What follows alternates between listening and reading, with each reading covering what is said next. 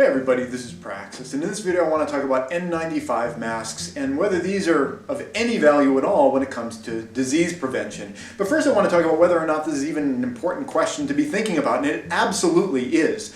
Now I know COVID has entered kind of an endemic stage. It's not really of any particular danger to the vast majority of the population. That notwithstanding, there are plenty of people that in the future are going to die from it, people who are older, people who have suppressed immune systems, in the same way that colds and flus have killed people from those groups in the past and will continue into the future. It's unfortunate, but COVID certainly isn't a mortal threat to the vast majority of the population at this point. So why is this even an important question to be asking? Are these of any value anymore? Well, the reason it's important is for a reason that I've been talking about for the past several years. I'm not going to say right from the beginning of COVID because I didn't really know what COVID was going to turn into, but certainly after several months into COVID, it became apparent to me that COVID was not the deadly disease that was going to wipe out the population that people had been selling it as, but I still wanted to be really cautious about it for a very specific reason. And the reason I wanted to try to avoid getting COVID, well, A, is because even though I was learning more about it,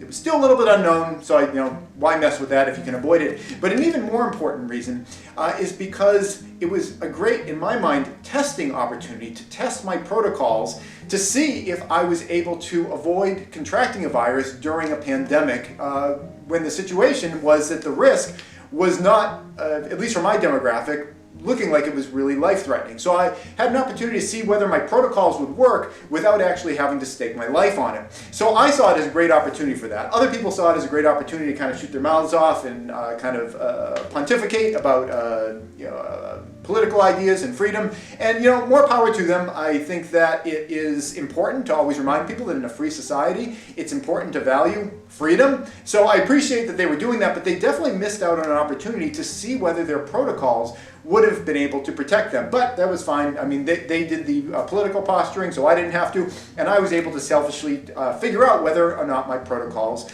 were actually going to be effective. Were they effective? Well, for the years prior to COVID, every single year, one or two colds or flus every single year in my household. I've got a kid and he's younger, so we were always getting things in. It was just like a fact of life. Every cold and flu season, there'd be like 2 or 3 colds that would go through our house. As soon as we started taking our protocols for, during the COVID period, that went from 100% of the time every single year down to 0 for 3 years running. And we still haven't had any communicable diseases since we started taking precautions. So that was a great opportunity for me to test out what we were doing and see whether or not it was effective. But now I'm wondering whether this part of our protocols offered any help at all, or whether this is just some magical talisman that felt like I was protecting myself when in fact I really wasn't. Why am I asking that question? Well, there have been a lot of studies coming out, and the studies that I'm seeing are suggesting that N95 masks really don't offer that much protection, if anything at all.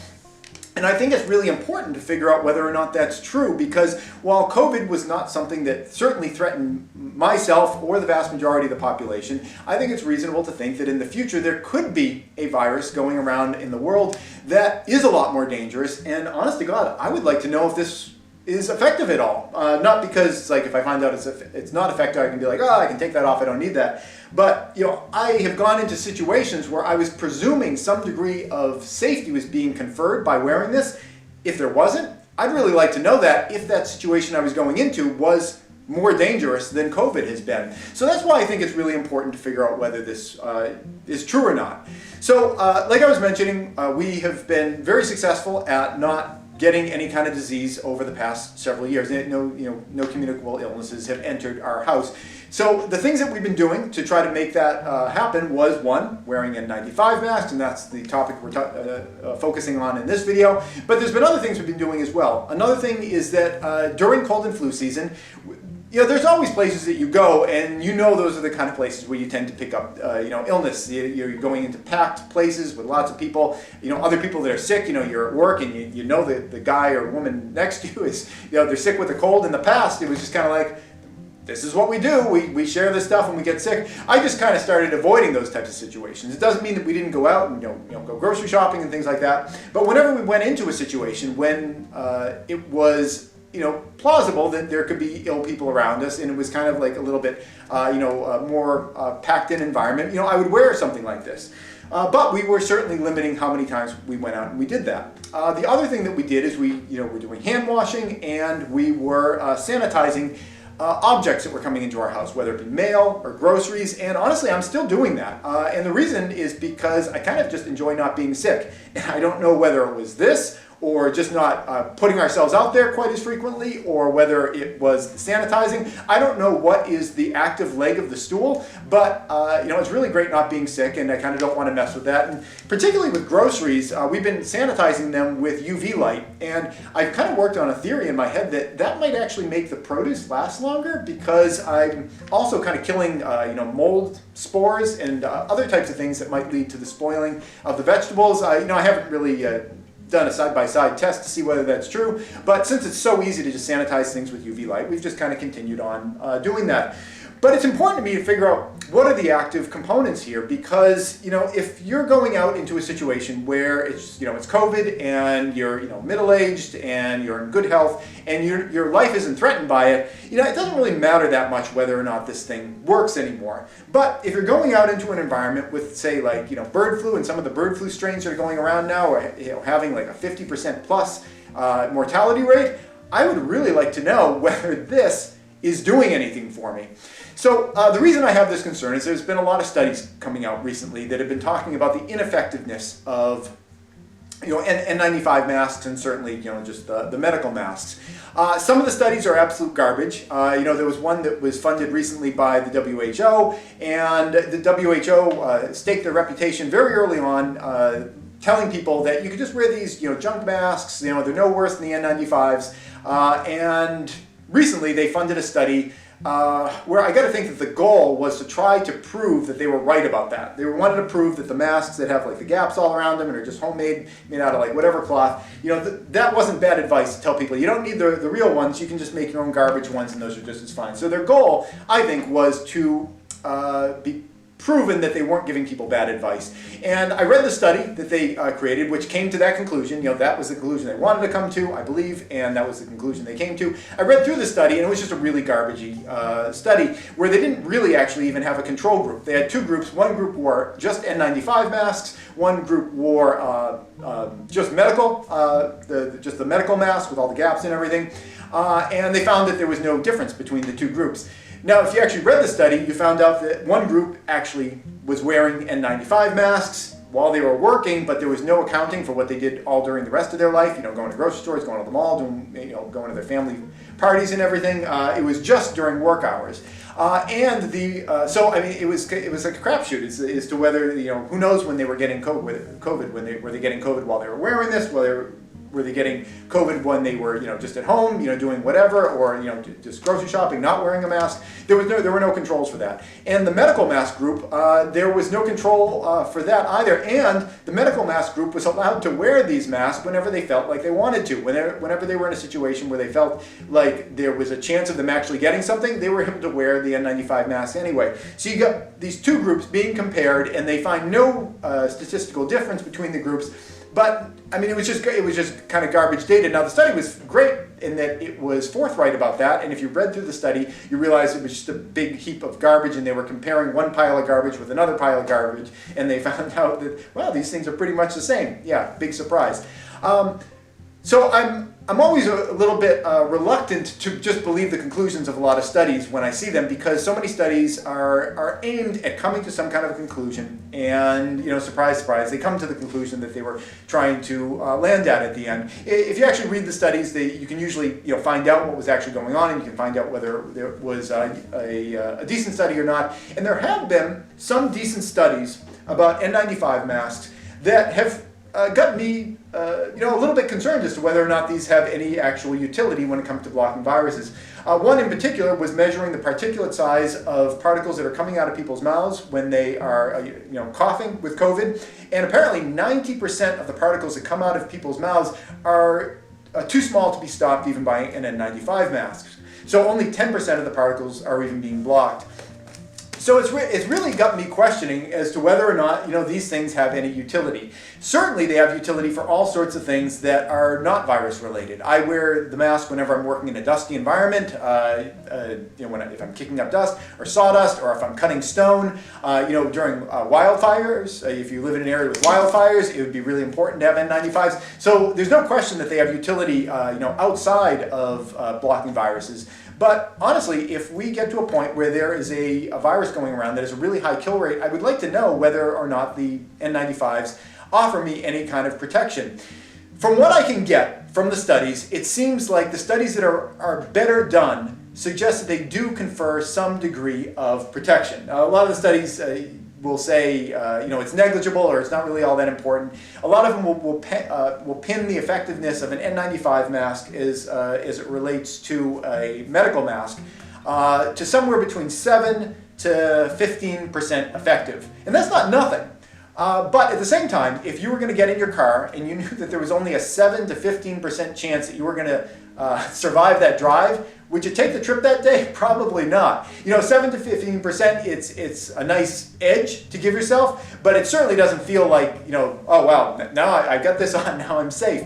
So I'm wondering, do they offer any protection at all? Have they offered me any protections at all? And I tend to think that they probably have.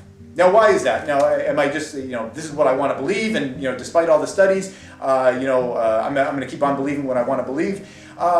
Maybe, I guess, but the way that I'm thinking about it is that I need to rectify the fact that myself and my family have been completely disease-free, communicable illness-free over the past several years as a complete turnaround from the way things were before. There's something that we are doing that is making a huge, huge difference.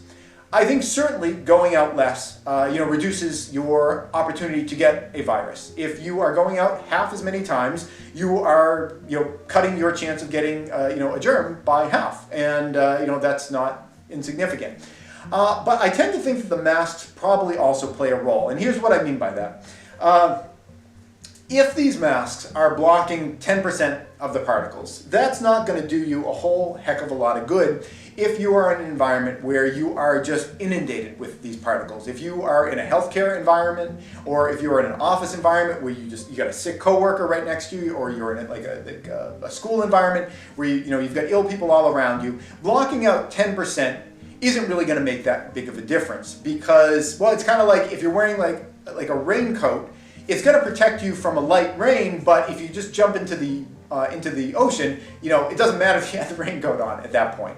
So I think that it seems to me that the N95 masks, with that kind of like somewhere around 10% effectiveness rate, are probably still having some utility for people that are kind of marginal. If you're doing other things that are, I'm sorry, I keep kind of sliding back because the sun's starting to come into the greenhouse, and I know it really makes my face all it's like just all bleached out when I'm like that. So I'm kind of leaning back here to try to stay out of it.